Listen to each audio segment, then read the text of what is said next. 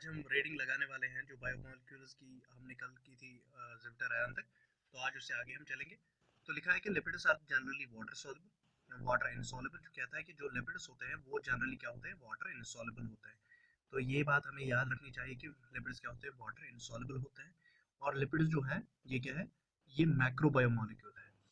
ये macro biomolecule है। They could be simple fatty acids. ये लिपिड्स सिंपल फैट, जो सिंपल फैटी एसिड्स होते हैं उनको भी हम लिपिड कहते हैं। तो यहाँ पर ये बात भी याद रखना कि फैटी एसिड्स को भी हम क्या कह सकते हैं, लिपिड कहते हैं। फैटी एसिड, ये जो एक फैटी एसिड होता है ये किस चीज का बना होता है, इसके पास एक कार्बोजाइलिक ग्रुप होता है। कार्बोजाइलिक ग्रुप हो गया COOH ग्रुप।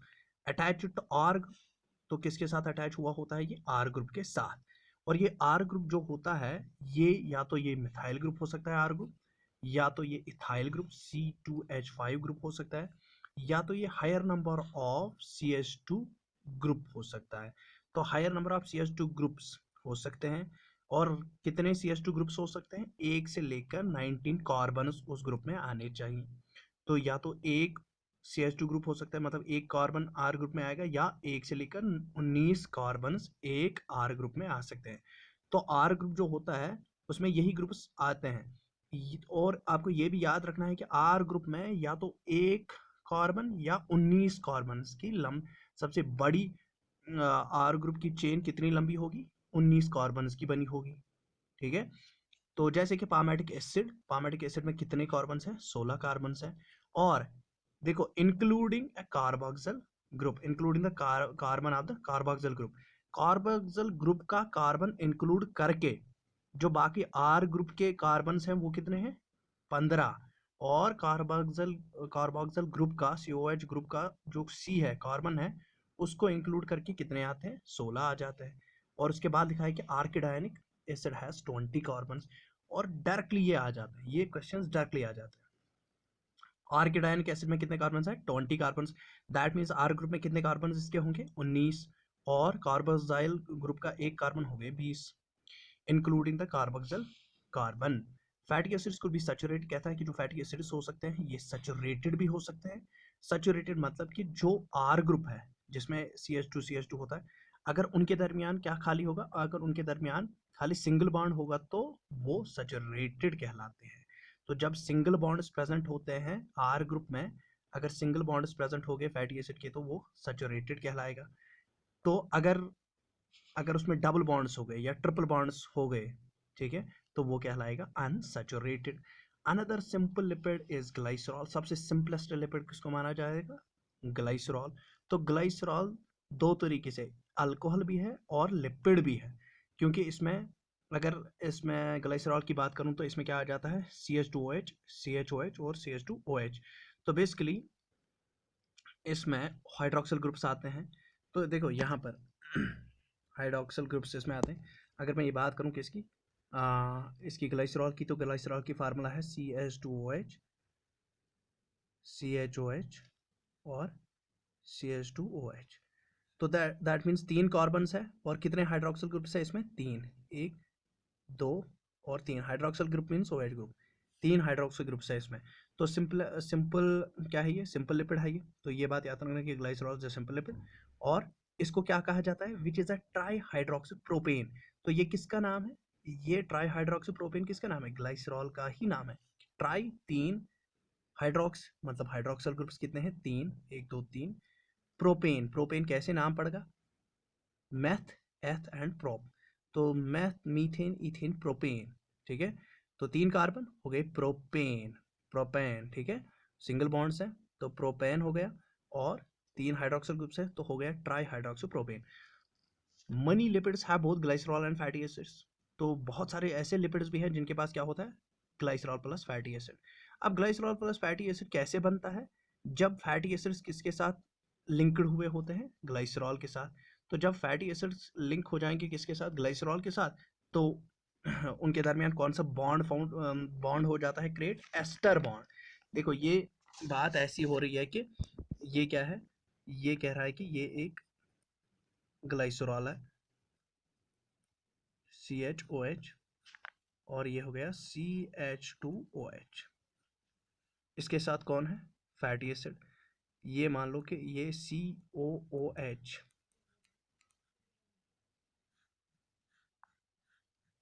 ठीक है, ये हो गया, ये फैटी एसिड है, और फैटी एसिड किसके साथ मिलेगा, ग्लाइसरॉल के साथ। तो इसका H और इसका OH, तो निकल जाएगा, बन जाएगा वाटर, डिहाइड्रेशन हो जाएगी। तो जब डिहाइड्रेशन हो जाएगी तो यहाँ पर ऑक्सीजन बीच में आएगा, फिर बॉन्ड बनेगा किसका, फिर ऐसे बॉन्ड बनेगा CH2O, फिर यहाँ से O, फिर C, और फिर ऐसे।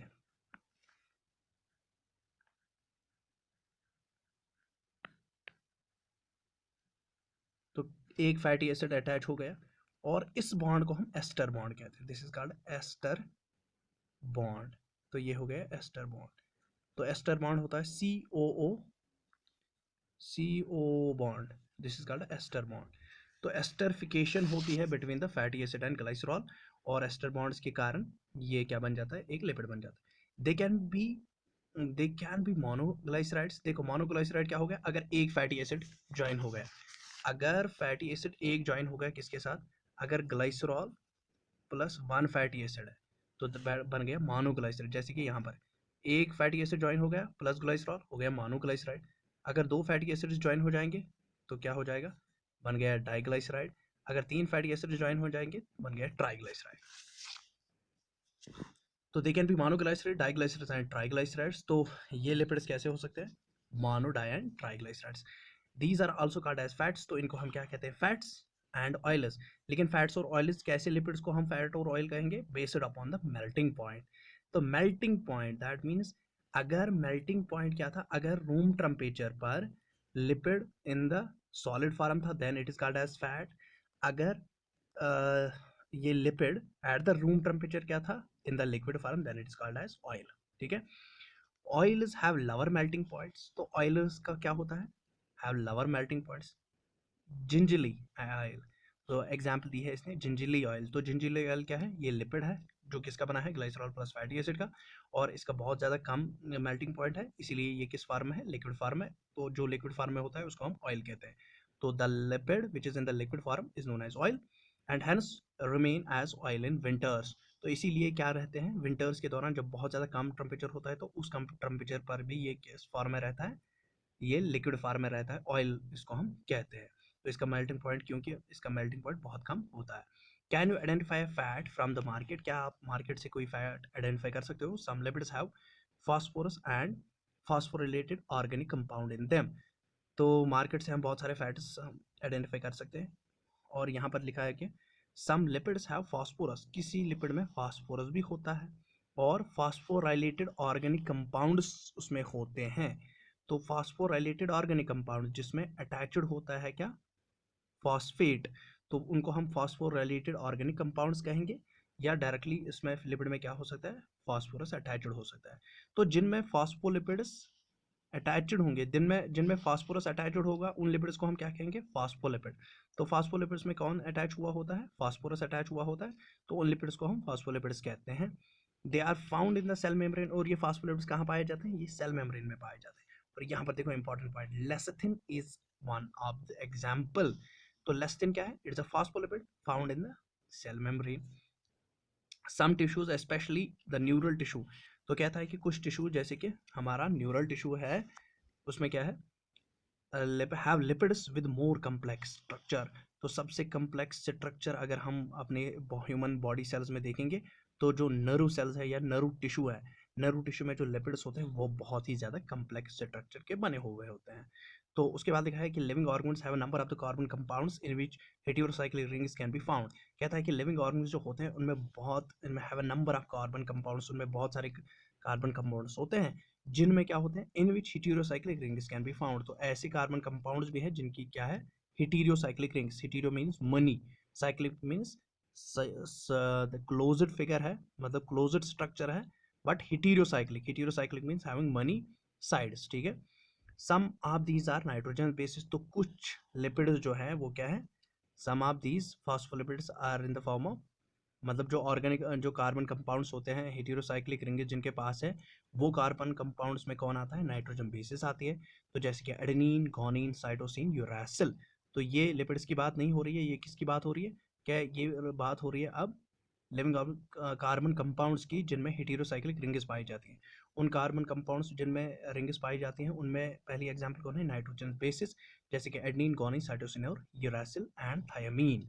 इसमें आपको याद रखना है कि यूरेसिल किस में पाई जाती है? आरएनए में पाई जाती है। When found attach to their sugar, तो जब ये नाइट्रोजन बेसिस किसके साथ अटैच हो जाएंगी? एक शुगर के साथ अटैच हो जाएंगी, तो they are known as nucleosides. तो न्यूक्लियोसाइड क्या होता है? When nitrogen base attach with the sugar, तो जब शुगर के साथ कौन अटैच हो जाएगा? नाइट्रोजनस बेस, तो क्या बन जाता है? न्यूक्लियोसाइड।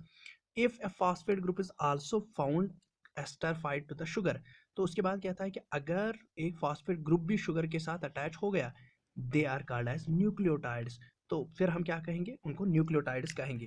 तो दैट मीन्स सिंपल सी बात हो रही है कि अगर हमारे पास शुगर है, ठीक है, उसके साथ कौन अटैच हो गया? नाइट्रोजनस बेस, तो बन गया ये न्यूक्लियोसाइड। न्यूक्लियोसाइड। लेकिन अगर फिर अटैच हो गया शुगर के साथ कौन? फॉस्फेट, तो बन गए ये तीनों, क्या बन गए? ये बन गया न्यूक्लियोटाइड। तो हम ऐसा भी कह सकते हैं, हम ऐसा भी कह सकते हैं कि nucleoside plus phosphate is nucleotide, ऐसा भी हो सकता है। मतलब अगर ये दोनों है तो ये दोनों क्या हो गए? ये न्यूक्लियोसाइड हो गए, और न्यूक्लियोसाइड के साथ फॉस्फेट अटैच हो गया तो न्यूक्लियोटाइड हो गया। ठीक। कहता है कि adenosine, guanosine, thymidine, uridine and cytidine are nucleosides. बड़ा इंपॉर्टेंट, बड़ी इंपॉर्टेंट आइट है, बहुत ही ज़्यादा इंपॉर्टेंट, क्योंकि ये पूछा जाता है। तो एडेनोसिन, जहाँ पर आप देखो adenosine, guanosine, thymidine, uridine and cytidine, तो ये क्या है? ये सारे न्यूक्लियोसाइड्स हैं। These are all nucleosides. ठीक है, ये न्यूक्लियोटाइड्स नहीं है, these are nucleosides. Sugar plus nitrogenous base इसमें मौजूद है।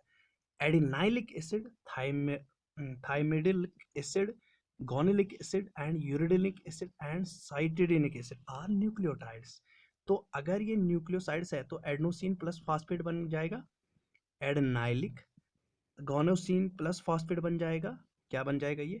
गाइनोइलिक। तो न्यूक्लियोसाइड से न्यूक्लियोटाइड बन रहे हैं, तो दैट मीन्स इनमें फिर फॉस्फेट ऐड हो रहा है। ये वाली लाइनें बहुत ज़्यादा इंपॉर्टेंट है। Nucleic acids like DNA and RNA, जो न्यूक्लिक एसिड्स होते हैं जैसे कि डीएनए और आरएनए, ये किसका बना होता है? न्यूक्लियोटाइड्स का बना होता है।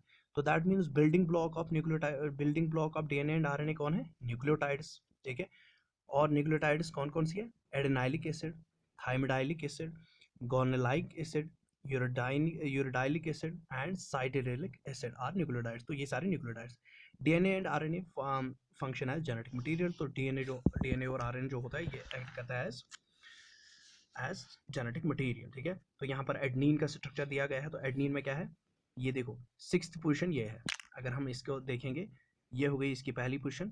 ठीक है, ये हो गई ये पहली, ये दूसरी, ये तीसरी, ये हो गई चौथी, ये पांचवी और ये छठी पोजीशन। तो 6th पोजीशन पर क्या है? एडेनाइल ग्रुप। ठीक है, तो ये हो गई 7th, 8th और 9th। ठीक है, नाइट्रोजन देखो कहाँ कहाँ पर, तीसरी पोजीशन पर भी नाइट्रोजन है, पहली पोजीशन पर भी नाइट्रोजन है, 7वीं पोजीशन पर भी नाइट्रोजन है और 9वीं पोजीशन पर भी नाइट्रोजन है। ये बातें मतलब स्ट्रक्चर में ये चीज़ें आप याद रख लेना। 1, 3, 7 और 9 पर क्या है? नाइट्रोजन कंटेन, इनमें नाइट्रोजन है। ठीक, और कहाँ पर है ये एमाइड ग्रुप? कहाँ पर होगा? 6th position. उसके बाद देखो एडेनोसिन, तो अगर एडेनोसिन क्या हो गया? ये हो गया न्यूक्लियोसाइड। तो देखो एडेनिन, और ये क्या है? ये शुगर है, दिस इज शुगर, और ये है नाइट्रोजनस बेस, तो बन गया न्यूक्लियोसाइड ये। ठीक, अब देखो न्यूक्लियोटाइड कैसे बनेगा? फॉस्फेट ऐड हो गया, दिस इज फॉस्फेट, ये फॉस्फेट ऐड हो गया इसके साथ, किसके साथ? ये शुगर है यहाँ पर। ठीक है, और ये क्या है? एडेनिन, ये नाइट्रोजनस बेस है। तो nitrogenous base plus sugar plus phosphate becomes एडेनाइलिक, that mean nucleotide. तो ये न्यूक्लियोटाइड है। क्लियर? इसी तरीके से यूरासिल का स्ट्रक्चर दिखाया गया है। तो यूरासिल में क्या है? यूरासिल में सिंपली है 1, 2, 3, 4, 5 और 6। ठीक है, तो तीसरी पोजीशन पर क्या है? NH group. ठीक है, और दूसरी पोजीशन पर क्या है? Oxy group. तो दूसरी और चौथी पोजीशन पर क्या? अगर हमें इसको नॉमेनक्लेचर देना होगा तो हम कहेंगे डाई 2,4 डाईऑक्स, मैं ऐसे लिखूंगा 2,4, दूसरी और चौथी पोजीशन पर डाईऑक्स, 2 ऑक्सीजन है, डाईऑक्सी ये क्या है, पैरामाइडीन, डाइऑक्सी पैरामाइडीन। तो देखो पैरामाइडीन्स और प्यूरिन्स कौन हो गए, पैरामाइडीन्स हो गए 6 मेंबर्ड जिनके पास 6 मेंबर्स हैं, दे आर कॉल्ड पैरामाइडीन्स। और प्यूरिन्स हो गए जिनके पास 9 मेंबर्स है, 9 हेटेरोसाइक्लिक रिंग है लेकिन 9 मेंबर्स की बनी है। तो एस उसमें एडनीन प्लस गुआनिन आता है, ये है प्यूरिन्स। और जो कौन होते हैं, पैरामाइडीन्स, पैरामाइडीन्स होते हैं जिनमें 6 मेंबर्स होते हैं जैसे कि यूरासिल। उसके बाद ये क्या बन जाएगा, यूरिडीन, जब ये न्यूक्लियोसाइड बनेगा इसके साथ यूरासिल, और ये हो गया शुगर, तो बन गया न्यूक्लियोसाइड। और न्यूक्लियोटाइड कैसे बनेगा, अगर हम शुगर के साथ यहाँ से अटैच करेंगे फॉस्फेट को और यहाँ से अटैच करेंगे किसको, नाइट्रोजन बेस को, तो बन जाएगा न्यूक्लियोटाइड। इतनी बात। अब हम आगे चलते हैं। तो अब लिखा है यहाँ पर प्राइमरी एंड सेकेंडरी मेटाबोलाइट्स, ठीक। प्राइमरी एंड सेकेंडरी मेटाबोलाइट्स, देखो इसका ये जो डब्बा है ना 9.3 बहुत ज़्यादा इंपॉर्टेंट है, बहुत ही ज़्यादा।